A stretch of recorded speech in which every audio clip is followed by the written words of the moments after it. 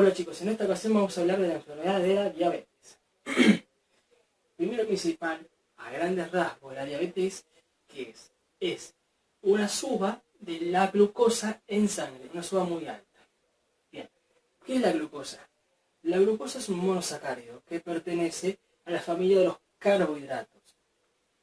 Los carbohidratos son biomoléculas formadas por carbono, hidrógeno y oxígeno, en las cuales tenemos monosacáridos, disacáridos, oligosacáridos y polisacáridos.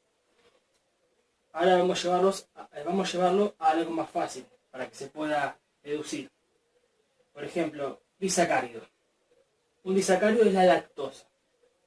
¿Sí? La lactosa está en la leche, el azúcar de la leche. Vamos a hacer un monosacárido. Monosacárido, fructuosa, la fruta. ¿Sí? O la miel. Galactosa, otro monosacárido, los lácteos. O sea, uno no lo tiene que recordar, sino lo tiene que asociar. Por ejemplo, yo te digo fructosa, dice fruta. Galactosa, lácteo. ¿Sí?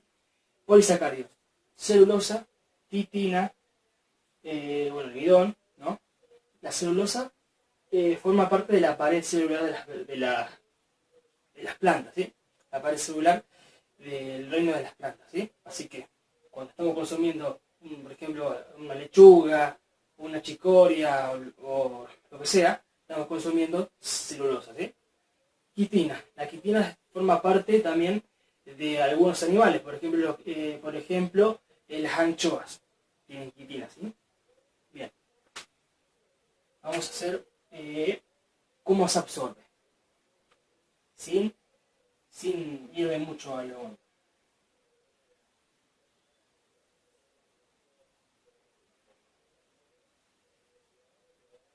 ¿Sí? ¿Sí?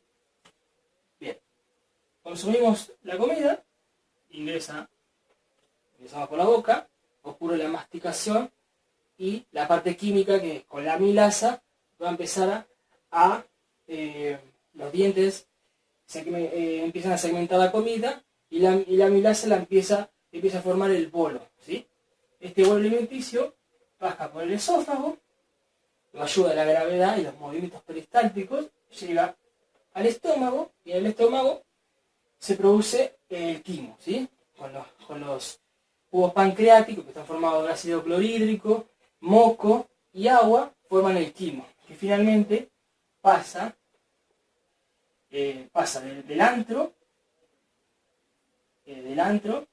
acá está el esfínter pilórico y llega al duodeno. ¿Sí? Bien, ahora vamos a dibujar la parte del duodeno porque es la parte más importante. Bien.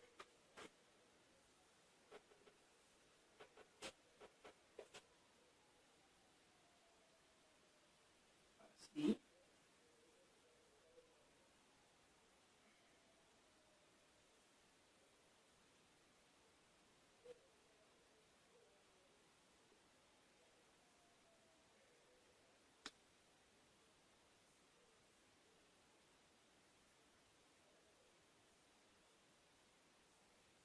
Bien. ¿Qué dibujé acá? Perfecto. Bien. Acá está la vesícula. Este es el conducto cístico. Este es el conducto hepático común, que se bifurca en el conducto hepático derecho e izquierdo. ¿Sí? Derecho e izquierdo. Bueno, este es el colédoco. Acá esto es el colédoco. Acá está la papila. ¿Sí? Y después empieza el conducto principal, el conducto de Santorini. Y este es el conducto pancreático. ¿Sí? Y este es el accesorio. Bien. El duodeno ocurre, en la segunda parte del duodeno, ocurre la absorción de lo que ya mencioné anteriormente, ¿sí? Los polisacáridos. También los lípidos, las proteínas y los minerales y vitaminas que ocurren luego en las otras tramos, el yeyuno y el ilion, ¿sí? Bien. Cuando llega acá hay unos ciertos transportadores llamados CGLT. ¿Sí? Los CGLT son transportadores de sodio glucosa. ¿Sí? Bien, cuando más o menos estos transportadores de sodio glucosa, ¿cómo funcionan? Hay dos. Hay uno de absorción, que es acá, de absorción de acá, y de reabsorción, que están en el riñón. ¿Sí? Absorción. Lo que sucede es que lo que sucede es esto. Acá, en el lumen, ¿sí? Hay mucha glucosa que quiere entrar. Entra el sodio, ya sabemos. Y cuando entra el sodio, la glucosa entra, porque acá hay mayor concentración y acá adentro no hay nada. Entonces, donde hay más concentración, ingresa hacia donde no la hay. ¿Sí? Esto es sin gasto de energía. Es por una ley termodinámica que ocurre también esto. ¿Sí? Están restringidos por una ley. Bien, estos CGLT son 1. Bien, ya que tengo más o menos esto, el conducto, voy a buscar, quiero para que se haga más visual y se entienda de dónde vienen el líquido pancreático. Estos son células acinales que crean el líquido pancreático, ¿sí? Crean el líquido y va por acá, ¿sí? Y las células betas, células delta y alfa, ¿sí? Que son en la diabetes, las que son primordiales son las células betas en la diabetes. ¿Por qué? No se crea insulina, ¿sí? Bien, pero no, lo que quiero marcar con esto es que acá hay islotes de Langerhans. Los islotes es donde están las células, ya sean alfa que crean glucagón, las beta que crean insulina y las delta que crean somatostatina. ¿Sí? Están acá, en el páncreas. Bien. Una vez que ingresa a la célula, la glucosa, porque acá ocurre también a los polisacáridos, a las disacáridos se le sacan los monómeros, se le saca lo más chiquito que la glucosa, lo que importa, la galactosa, la fructosa, ingresan, como dije anteriormente, y cuando están acá, ingresan por otro transportador llamado GLUT. Hay diferentes GLUT, hay 3 o 14.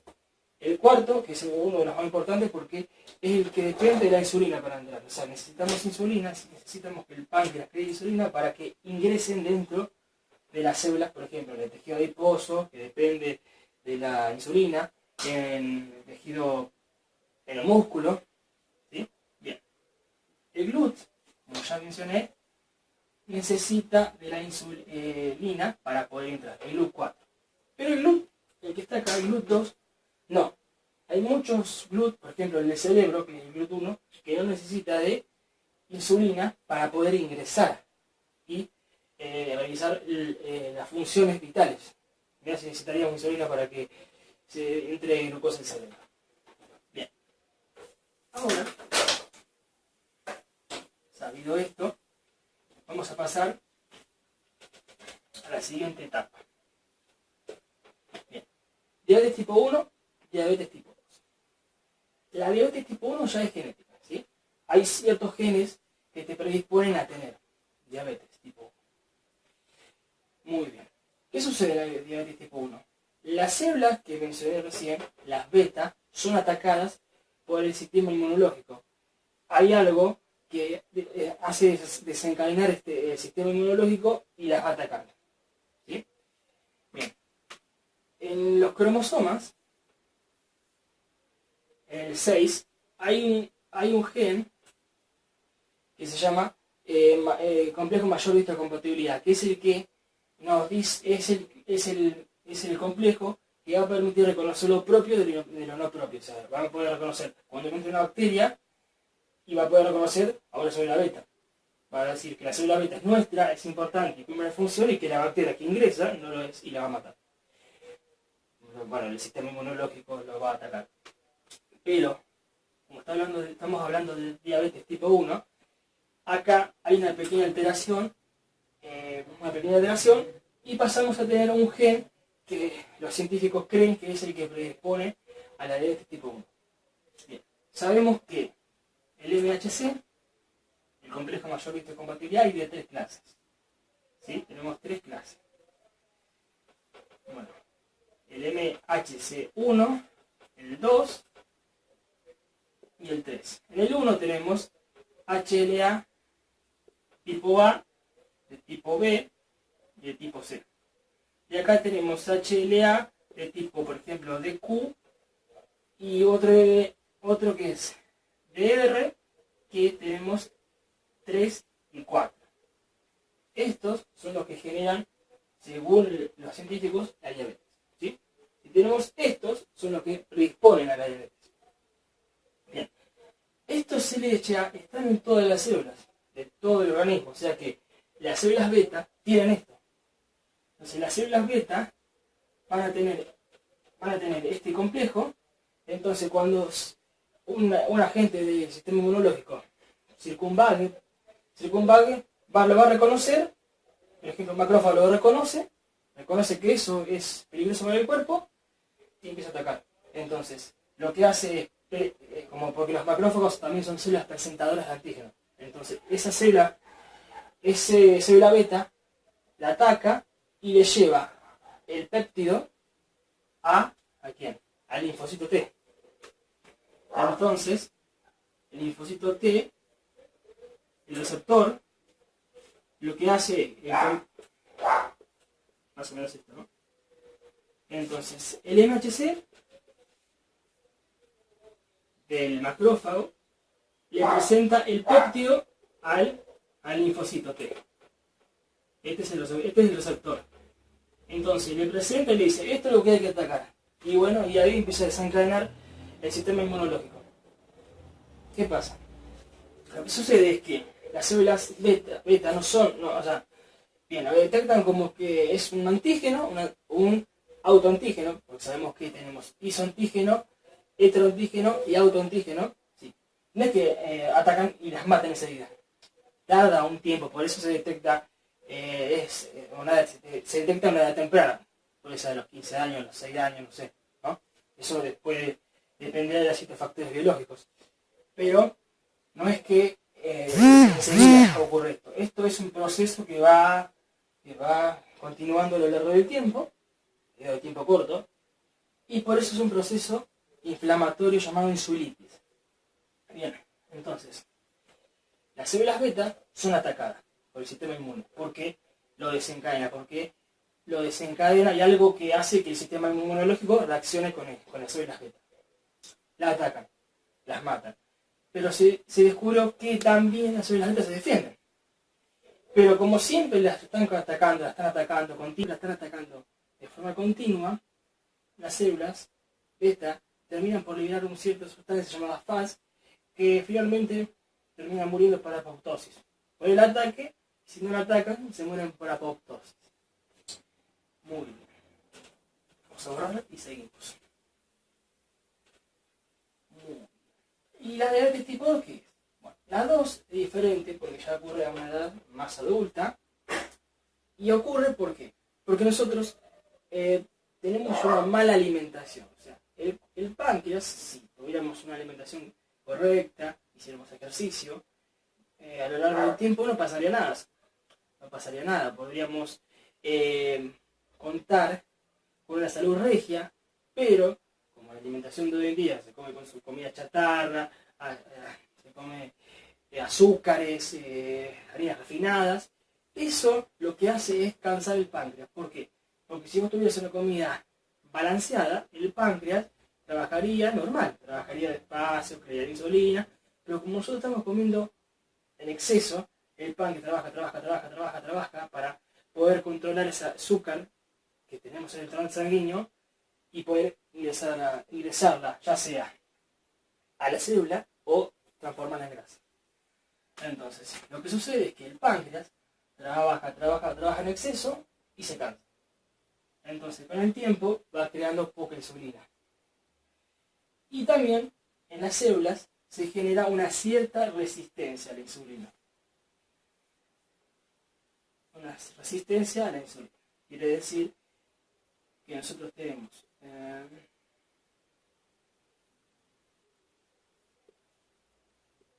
Este es un receptor de la insulina que está en las células. ¿Sí? Bien. ¿Qué pasa normalmente? El páncreas crea insulina, la insulina se posiciona, estos se llaman complejos alfa y estos dos se llaman beta. Se posiciona acá y genera un cambio de conformación. En las subunidades beta está la tirosina, que se autofosforila y hace un desencadenamiento de procesos biológicos, después son los perros, de procesos biológicos que al final terminan ¿por qué? Terminan avisándole al GLUT4, que está en una vesícula acá en el citoplasma, que vaya y se posiciona acá y deje pasar a la glucosa. ¿Sí? Y deja pasar a la glucosa. Pero como hay resistencia a la insulina, si bien ocurre todo esto de cambio de conformación en autofosforilación, no ocurre el desencadenamiento biológico sucesivo. Pero si haces ejercicio, sí. ¿Sí? Bueno, entonces, ya dije que comiendo mal, el pan se cansa, genera poca insulina y se forma resistencia. Entonces quiere decir que aunque el páncreas genere insulina, la glucosa no va a ingresar, porque hay resistencia. Entonces, ¿qué pasa? Entonces, en el torrente sanguíneo se empieza a acumular la glucosa, acumular. ¿Y qué piensa el cuerpo, el organismo? Que no hay glucosa, que no hay, que está vacío de glucosa cuando está lleno. Entonces, lo que hace instintivamente el organismo es ir al hígado y romper el glucagón, romper el glucógeno. Libera la glucosa y no logra nada. ¿Por qué? Porque lo que genera es que se llene el torrente sanguíneo más de glucosa y agrava la situación. Entonces, lo que ocurre después es que no habiendo conseguido nada de la glucosa que consumimos, ni tampoco del hígado, lo que va a hacer es sacarla a través de las grasas. ¿Sí? Y esto genera un problema. Los famosos cuerpos cetónicos. Son ácidos. Y hay tres. ¿Cuáles son? La acetona,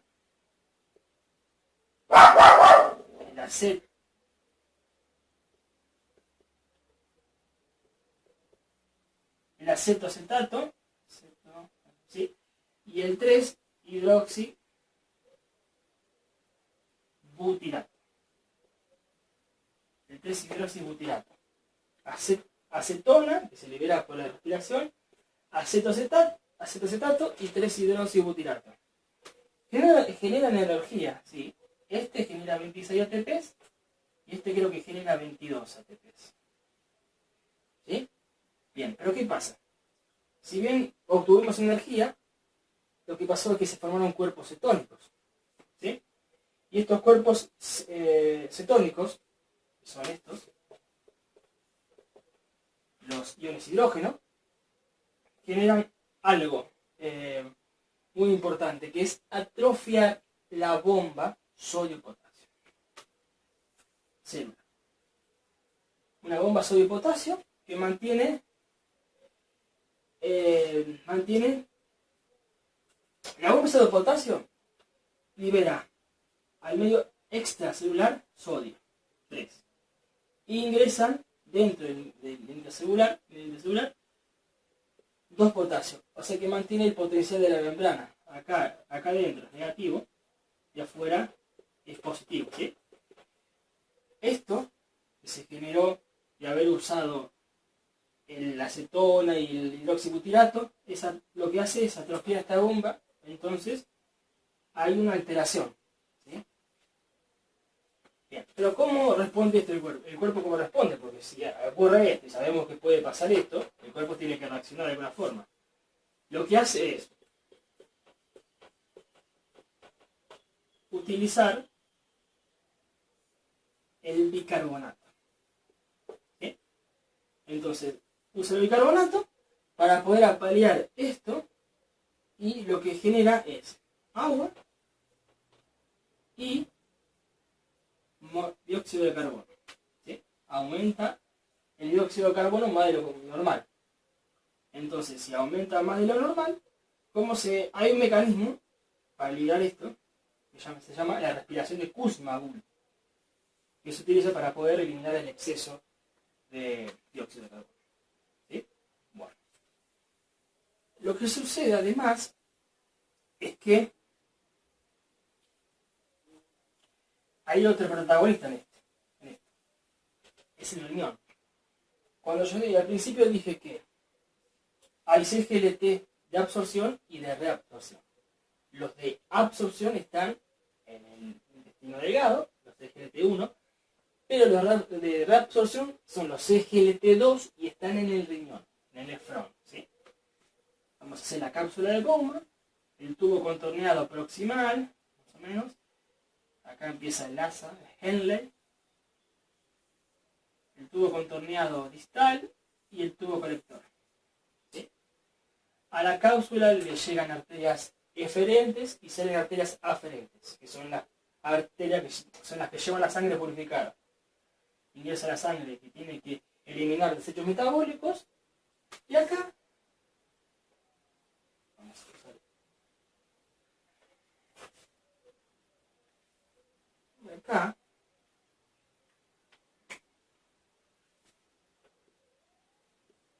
están los CGLT1, acá están CGLT2. Y acá en la tercera porción están los CGLT1. ¿Sí? Acá ocurre el 10% de la reabsorción de la glucosa. Bien. ¿Qué pasa con esto? El riñón, normalmente, cuando hay un índice de glucosa normal, reabsorbe la glucosa por estos transportadores y vuelve al torrente sanguíneo. Pero cuando hay un exceso, ¿qué pasa?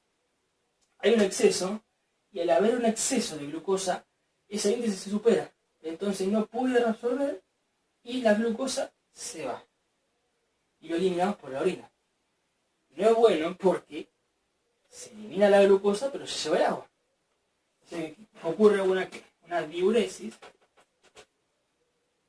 osmótica. Y al ocurrir esto, nos deshidratamos. Entonces, aumenta la micción, aumenta las ganas de orinar, aumenta la deshidratación y aumenta las ganas de ingerir líquido. Tomamos, o sea, tenemos una sed excesiva, una micción excesiva. Es lo que pasa, ¿sí? Bien. Pasando, ¿sí? Entonces, sabemos que la hiperglicemia, ¿qué me genera? Polidipsia, poliuria. Polidipsia es hambre excesiva. ¿Por qué? Porque por más que tenga repleto, lleno el torrente de glucosa, el cuerpo no se da cuenta y me dice come, porque no hay glucosa para que ingrese dentro de las células. Entonces tenemos polidipsia. Poliuria, ganas de ir al baño, excesiva, micción excesiva, ¿sí? Bien. Cuerpos cetónicos. Ya sabemos que los cuerpos cetónicos me dan energía, el 3-hidroxibutirato, el acetacetato, pero me genera iones hidrógeno. ¿Sí? Y eso genera un aumento del dióxido de carbono que se elimina por el mecanismo de la respiración de Kussmaul. ¿Sí? La diuresis osmótica. ¿Y esto qué me genera? La deshidratación.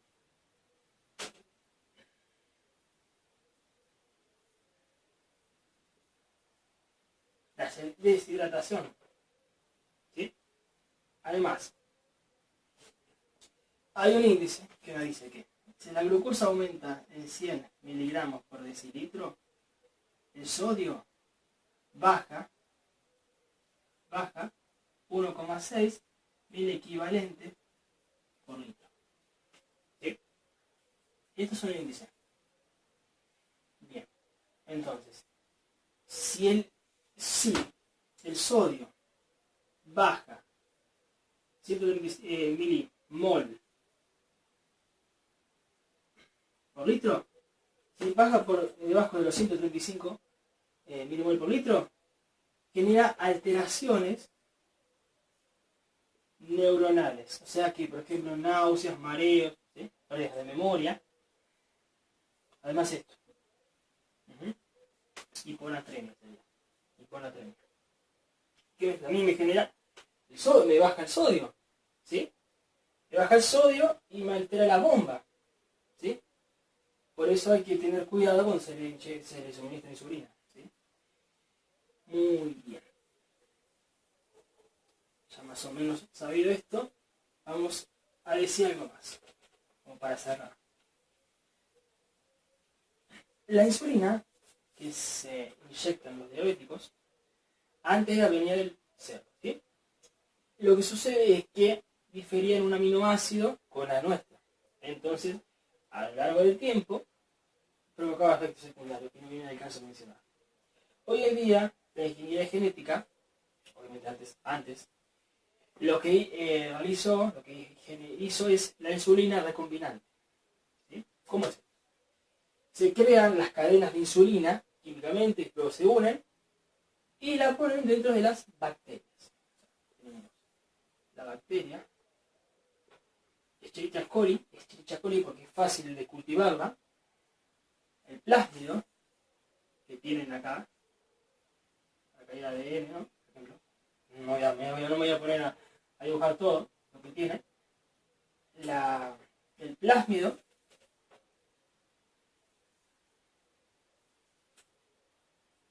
lo segmenta, ¿sí? Con unas enzimas llamadas enzimas de restricción endonucleasas, segmentan una cierta región y luego le introducen, está buscando esto, le introducen el gen humano de la insulina. Va ahí adentro, ¿no? Se pone de acá. Entonces, y una vez que hacen esto, queda así. Así. Y esto se cultiva y empiezan a desarrollarse. Se empiezan a multiplicar, y sacan la insulina. O sea, más el gen humano. ¿Sí? Sacan la insulina. A ver si lo puedo hacer un poquito más gráfico. Sería así. Ahí. ¿No? Está así. Ahí. Esto empieza así, ¿no? Obviamente acá están las bases nitrogenadas, ¿no? Las bases nitrogenadas. ¿Sí? Y las endonucleasas lo que hacen es segmentar, la segmentan en un centro de región y lo unen con el gen humano. Más o menos así. Y luego hacen todo este procedimiento, ¿sí? Perdón. La Escherichia coli se va multiplicando en cierto ambiente, ¿no? Se multiplica y finalmente sacan la insulina, ¿sí? Sacan la insulina y es la que ahora se inyectan las personas que sufren de esta terrible enfermedad. Además, hace mucho, ustedes conocerán el proyecto ese de Edmond, el protocolo de Edmond, que en vez de usar un páncreas, trasplantar un páncreas a una persona que padecía diabetes, que se lo hizo, la persona hasta el último que sé es que todavía funcionaba, o sea, todavía producía insulina, pero tenía que tomar inmunosupresores, porque puso un páncreas que generaba insulina, pero las células todavía lo van a atacar, entonces tienen que tomar inmunosupresores para evitar el sistema inmune, aunque también eso genera que se enferme más seguido. Porque la creación de insulina solo es el 2% de las funciones del páncreas, porque en general el páncreas está para crear el líquido pancreático para poder ayudar a la absorción de los nutrientes, ¿sí? Entonces, lo que él hizo es sacar los islotes del páncreas y trasplantárselo a una persona, ¿sí? Funciona en parte, pero también con el tiempo se gastó, se terminan gastando y algunas veces no funcionaban. O algunas veces no funcionaba y en algunas la dosis de insulina que se inyectaba bajó. En Argentina lo que se hizo es con un cerdo. O sea, lo que se hizo fue los islotes del cerdo, ponérselos a una persona. ¿Sí? Y eso se hizo 20 casos y en los cuales uno vio que bajó muchísimo la dosis a un pinchazo por día. Antes las chicas se hacía más, pero solamente fue uno. O sea, y en otro no funcionó, pero en otros bajó también la dosis. O sea que esto se tiene que planificarse, se tiene que seguir investigando, seguir desarrollándose. Es un pequeño paso, pero es mejor. O sea, en vez de sacarle los islotes a un páncreas de una persona muerta, porque tiene que morir la persona, ¿no? Y encima son dos, porque muchas células muchos islotes se mueren, muchas células se mueren en el transcurso de extraer los islotes. Entonces se necesitaban 2 páncreas o 3. Entonces es mejor sacarle los islotes a un cerdo, ¿sí? Desde mi punto de vista. Bueno, espero que les haya gustado el video y nos vemos en otro. Gracias. Chao.